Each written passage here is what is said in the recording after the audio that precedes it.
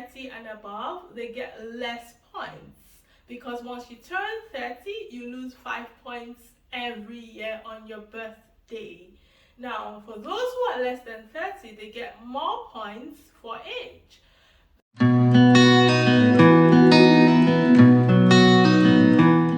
Hello, welcome to my YouTube channel. If you're new here, welcome. If you're a returning subscriber, welcome. Thank you for returning. For those who are new here, I am a Canadian permanent resident and I studied in America as an international student for my master's. I currently live in Canada. On this channel, I discuss anything immigration, immigrant chronicles, study abroad, international student experiences, anything that touches on the immigrant experience and how to thrive and succeed abroad. Today, I'm going to be speaking about how to apply to become a Canadian permanent resident. I applied myself. I did not use any immigration consultants or any immigration agents, and that's why I'm able to speak from my own experience. Now, before I go on, I would like to talk briefly about the category that I applied under. I applied under the Federal Skilled Worker category via the Express Entry process. Now, as the name implies, Federal Skilled Worker, it means that you have to be a skilled worker. You have to have an occupation, under the list of occupations on IRCC's website. The Federal Skilled Worker program is a points-based system. So you are awarded points based on several categories. Now, the first category will be your age. For those who are 30 and above, they get less points, because once you turn 30, you lose 5 points every year on your birthday. Now, for those who are less than 30, they get more points for age. The second point that gives you more points, and the second category that gives you more points, is your education. The higher degree, or the higher your degree, the higher your points. So if you've got a PhD, you've got max points for education. If you've got a master's, you've got close to max points. So the higher your degree, the more points you get. If you've got a bachelor's, you may need to do a postgraduate program to be able to apply as 2 or more certificates. So if you apply with 2 or more certificates, you get more points than someone who has just a bachelor's degree. Now, for those who are in Nigeria, the certificates that you can do to add to your bachelor's is CIPM, for example, BCS, ACCA, CIM. So some of you who are in Nigeria will know what I'm talking about. Now, that's for education. The third point, or the third category that adds to your points, will be your proof of funds, the finances part. This is a very important part. You have to show that you have enough money to sustain yourself or you and your family when you land in Canada. For a single person, I'm going to look at my laptop here. For a single person, you need to prove that you have 13,213 Canadian dollars. For a family of 2, you need to have $16,449. For a family of 3, $20,222. For a family of 4, $24,553 Canadian dollars. For a family of 5, $27,847 Canadian dollars. For a family of 6, $31,407 Canadian dollars. Now, if you're more than a family of 6, you should check the IRCC website for how much you will be required to show that you have. Now, the fourth point is, which is a very important point. I should have called it or named it as the second point. It will be your English proficiency proof.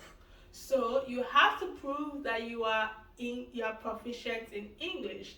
And the ways to prove that, or the only way to prove that, is to take the English test. You have to have great scores to be able to get high points for English proficiency. Now, if you would wait a bit, I will talk about how to apply and how I applied. Before I go on, please do not forget to subscribe and do not forget to like this video if you found this information helpful and beneficial. Now, the other point or the other category that adds to this point-based system is if you have a sibling in Canada, a sibling who is a Canadian permanent resident or a Canadian citizen. Now, if you've got a sibling who is your brother or your sister, now not your cousin or your distant relative, no. If you've got a brother or sister who, of course, share the same parents as you, you get 15 points, 15 additional points. Another thing that will give you more points is if you take the French exam and get great scores on the French exam. So if you show that you're proficient in French, because Canada is a bilingual country, French and English. So if you show that you're proficient in French, you could get a maximum of 53 additional points. A lot of people run away from this. I mean, if they are not from French-speaking countries, or if they do not, have any background in French. Now, I'm just going to jump right into how to apply for permanent residency. Now, the first step you need to do is to check if you are eligible. To check if you are eligible, you have to use the CRS tool. Now, the CRS tool, I will drop a link in the description, that will direct you to the CRS tool on the IRCC website. If you would like to just go straight to the CRS tool, you could just Google CRS tool, and it will give you a link that you will need to plug in a few details. Now, on the CRS tool, you plug in your age, your education, if you have a Canadian degree or not, if you have a master's degree or not, you plug in that. It will give you points for these categories. It will give you points. So if you're married and your husband or your spouse, whichever way it is, will take the English test, you will need to put in their results as well. Now, if you have not taken the English test before you plug in all these things in the CRS tool, you could use a fictitious score. So they will ask you, or the CRS tool will ask you, have you taken the English test before? Yes. Or have you taken any English test? You put yes. When was the last time you took the English test? You put, it shouldn't be more than 2 years. So it expires after 2 years. So yes, you plug in that, and then you could plug in these scores, because these are the scores you should aim to get on the English test. For the IELTS, you should get at least 8 in listening, 7 in speaking, 7 in reading, and 7 in writing. Now, this is just the minimum you should get. You should get more than this. You should aim to get more than this, because the more points you get, the higher your scores are on these components, the more points you get. So you should aim to get at least 8.5 in listening, 8 in speaking, 7.5 in reading or more, 7 in writing or more, if you can. Now you to take some time, some commitment, and some dedication to study to get these scores. I will say here that I only got my desired scores when I took the IELTS the second time. The first time I got good scores, but I had to take it again to get higher scores. So eventually I got 8.5 in listening, 9 in reading, 9. I got 7 in speaking, and I got 8 in speaking, and then I got 7 in writing. You should aim to get more than I got, so that you get high points. Now, the other thing that you need to do to apply is, before I go on, I was speaking about the CRS tool. So you plug in all these details in the CRS tool, and the CRS tool is going to generate a score for you. It is that score that determines if you are eligible or not. I will speak more on the score now. In the past, when I applied, I think the score that was called in the draw, the express entry draw. Now, I'm going to speak briefly about the express entry draw. The express entry draw used to happen, some years ago, it used to happen bi-weekly. Now, that has been paused for a while. It is in that draw that they call out a score. And if your score is that score or above that score, you will be invited to apply for Canadian permanent residency. Now, in 2020, the scores ranged from 468 to 478. The last score that was called in the draw that held in December 2020 was 468. So when you have gotten high scores on the IELTS or the English test, whichever one you took, and then you have evaluated your transcript with WES or any other approved evaluation organization, then you will need to create your express entry profile. To create your express entry profile, you will need the number on your IELTS report form that you got online. That's the report card where your results are on. And then you would also need to get the WES ECA number on your electronic ECA report that WES generated for you. When you have these two numbers, you can create your express entry profile. When you create your express entry profile, then you actually can wait to be invited to apply if your scores are high. Like I said before, your scores have to be between about 460 to 500. The higher your scores, the higher the chances you get, to be invited to apply for Canadian permanent residency. I have to speak about an important part of your application. Before you even create your express entry profile, you should have built your finances, right? What we call proof of funds, because you should have at least 13,312 Canadian dollars to apply as a single person. You should have that in your bank account. You should have had that in the past 6 months before you are invited to apply. So you should have built your finances for 6 months before you are invited to apply. Now, if you do not have that, you could actually get what we call a gift deed. A gift deed is if somebody gives you the proof of funds, out of the benevolence of their hearts. So your parents, your siblings could actually give you gift deed. It is better to get the gift deed from your parents.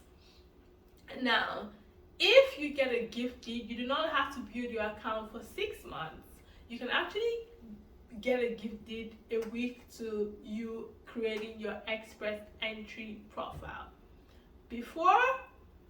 When you create your express entry profile, you will have, and you are invited to apply, you have at least 60 days or the max of 60 days. It used to be 90 days during the pandemic, the early time of the pandemic, the early phase of the pandemic.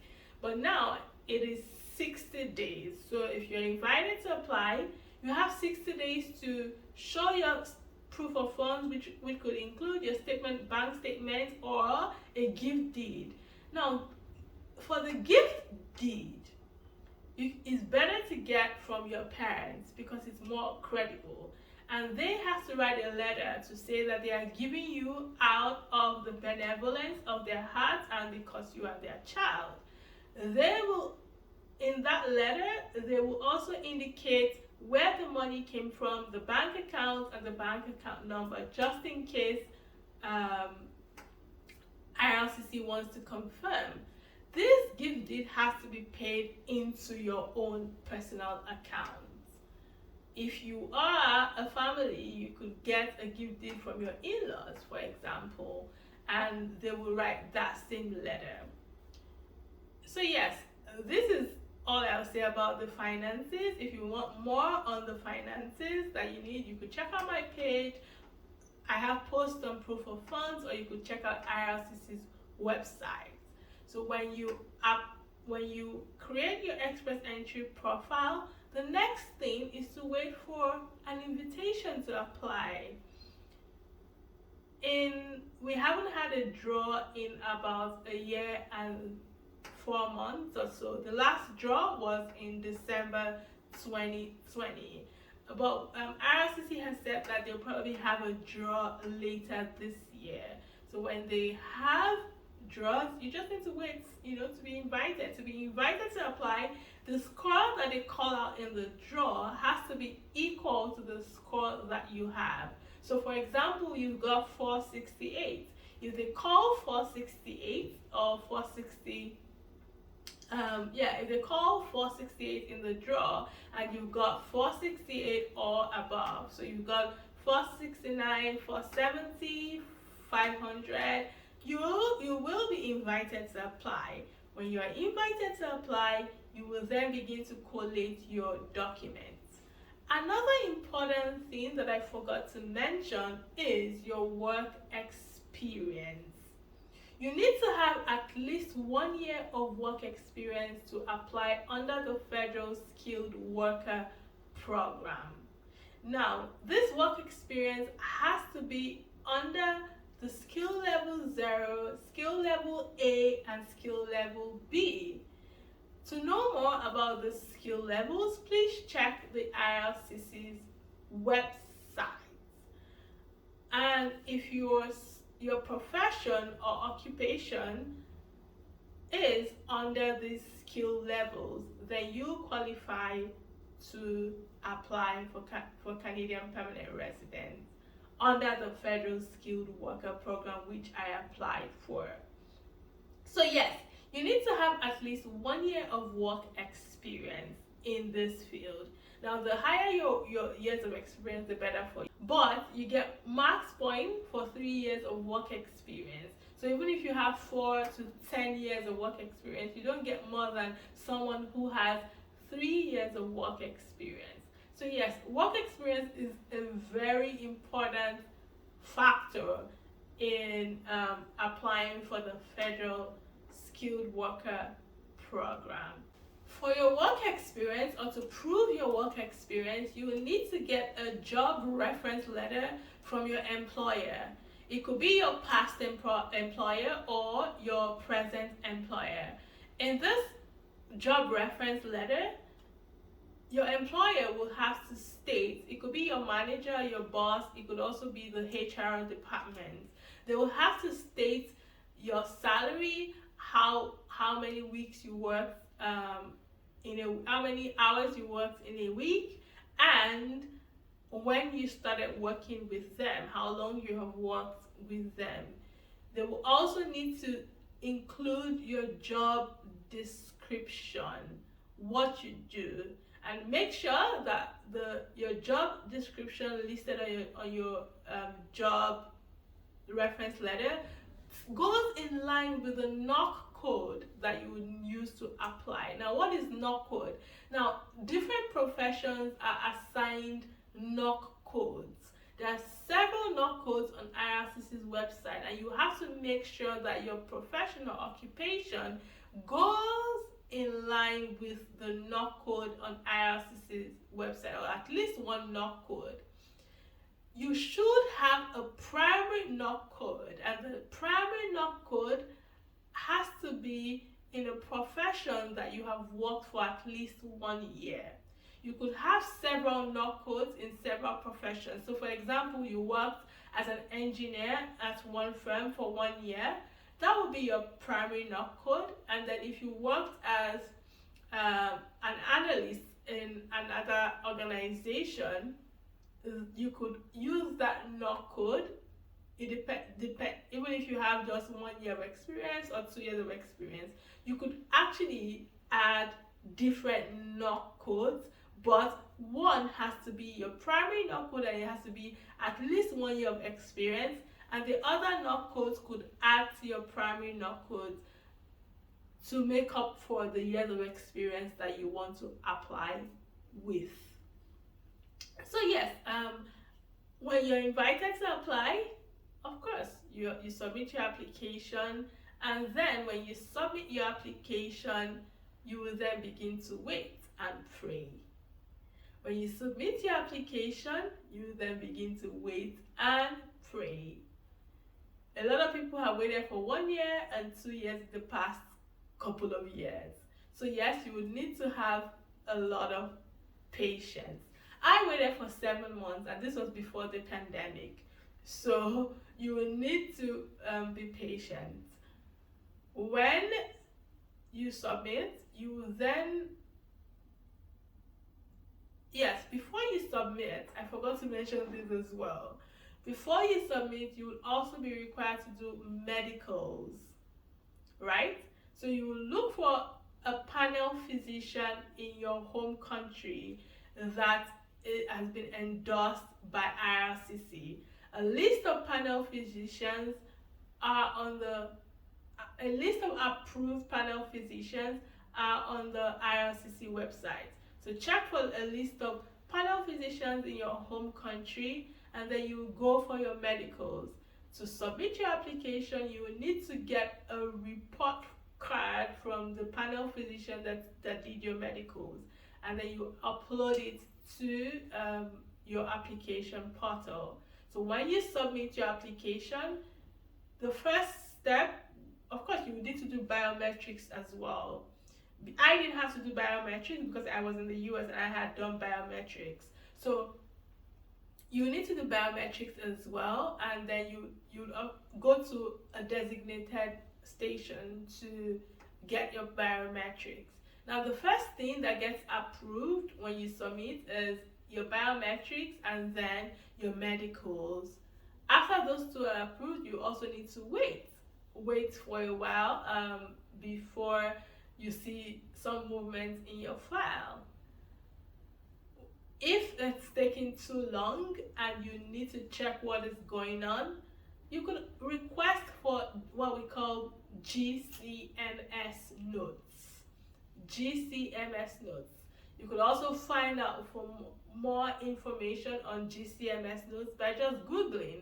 I'm going to post in my page, Canada Express Entry Girl on Instagram, that talks about the Gcms Notes. So the Gcms Notes shows you, it gives you an idea of where your application is, although it is not updated timely. So your application may have been, may have been approved and has not been updated on your Gcms Notes, but it gives you an idea of whether they have started working on your eligibility, whether they started working on your security. There are different stages of the application. But yes, I would just say that you should just be patient and continue to live your life while you wait for your application to be approved. I'm going to stop here because I think I've taken a lot of time. But if you need more information, please leave comments below on the parts that you do not understand or you need more clarification on. Please leave comments and I will respond to your comments. If you need also more information on this, please follow my page on Instagram, Canada Express Entry Girl. And then if this video was very helpful to you, please thumbs up and then subscribe to the channel for more information. Thank you so much for listening to this long video. I hope it was helpful, and I hope it gives you an insight, or it gives you insights on how to apply for Canadian permanent residency